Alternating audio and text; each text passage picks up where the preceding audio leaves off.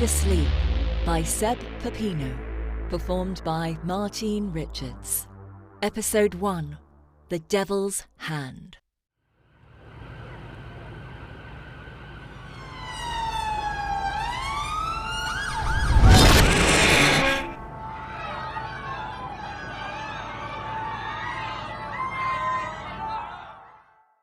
When Petra looked outside the window, her world fell apart. At first, she thought she was dreaming. One single fleeting thought. It died quickly as her synapses started to connect the dots. The police sirens, the ambulances, the panic, the screams, everything seemed to be falling into place. A devil, she thought. That was the most plausible explanation. Not the devil. She didn't believe in that. Although she had been raised Catholic, she had drifted away from the stubbornness of religious minds as soon as she reached her teenage years. Her mother had been heartbroken, convinced her daughter would end up in hell. "Aren't we already living in hell? Look outside, Mum," she thought briefly. As if her mother was still alive, and they were having one of their imaginary arguments about her atheism.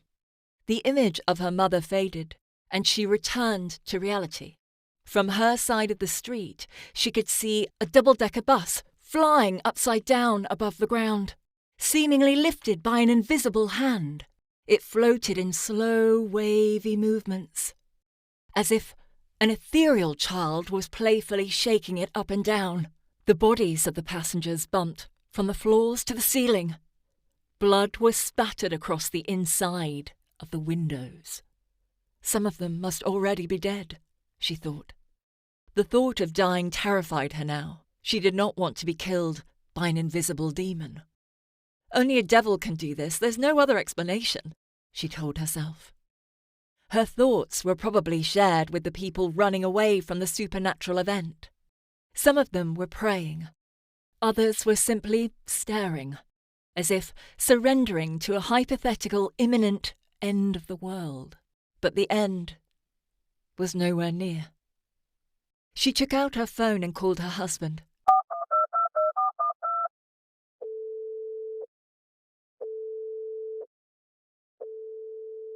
"Billy, where are you?" she asked. Yes, I don't know what to do," he said. "I'm inside a shop. I can see the police outside," she told him. "What are we going to do?" he asked. She was scared, but Billy didn't have the answers. No one had. The conversation was over. Petra decided to go outside. She felt that being stuck with random strangers wouldn't calm her down. She needed air. She walked furiously around the block, keeping one eye on the floating bus. People's screams were now faint. The street below the bus was empty. Then one of the windows broke, and a person dropped to the ground. Although distant, Petra heard a loud crack. Her medical background told her exactly what it was. A cascade of bones breaking at once, compression of the chest, irreversible organ damage. She didn't look away. The body was lifeless. She couldn't tell if it belonged to a man or a woman, but she felt a compelling urge to know who that person was. A wave of screaming people surged past, as she walked slowly in the opposite direction. At the same time, the police were cordoning off the area, pushing pedestrians away from ground zero. Petra managed to slip through and get closer. She was now so near that the bus was casting a shadow beside her. She looked at the lifeless body. It was a woman, only a few meters away. "I've seen her before," Petra thought. It was at a party at Bianca's house. She couldn't remember the woman's name, but she remembered a brief conversation they had had. She had found her intelligent and talented, if a little obnoxious. That was another of Petra's problems. She couldn't handle people for long. She had a couple of close friends and what was left of her relatives. If it weren't for her husband and her son, she probably wouldn't go out much at all. She would become a recluse, and die alone. That's what she thought. Was the devil playing with me? Why was that woman there? She wondered. Are you crazy? He screamed at her. Petra was speechless. The sight of the object floating in the air was pushing her closer to complete madness. If the rules of physics could be bent in that way, it meant there was no hope for human beings. Anything could happen at any time. She pushed the thought away and thought of Billy and their son. She couldn't do this to them.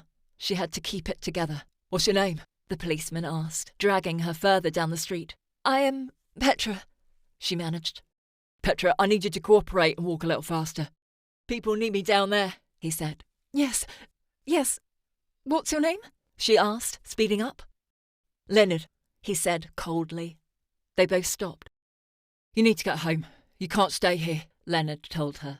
What are you going to do? She asked. I don't know. I need to go now. Stay safe, he said. He walked away, giving her one last stare before leaving. Thanks.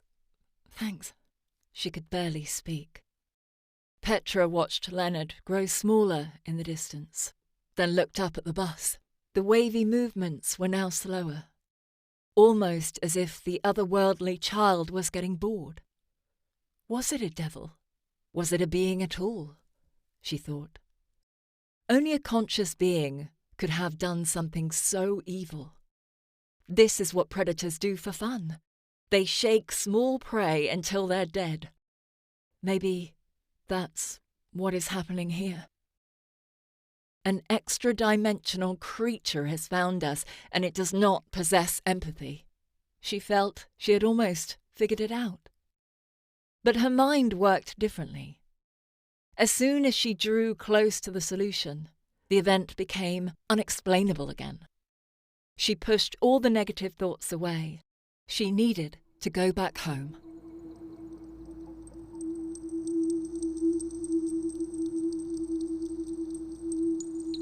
Wide Asleep, a Null film production, written by Seb Pepino and narrated by Martine Richards. Original soundtrack by Logan Coots. The story you've just heard is a work of fiction. Names, characters, and incidents are imagined, and any resemblance to actual events or persons is intentional. This production is protected by copyright, all rights reserved.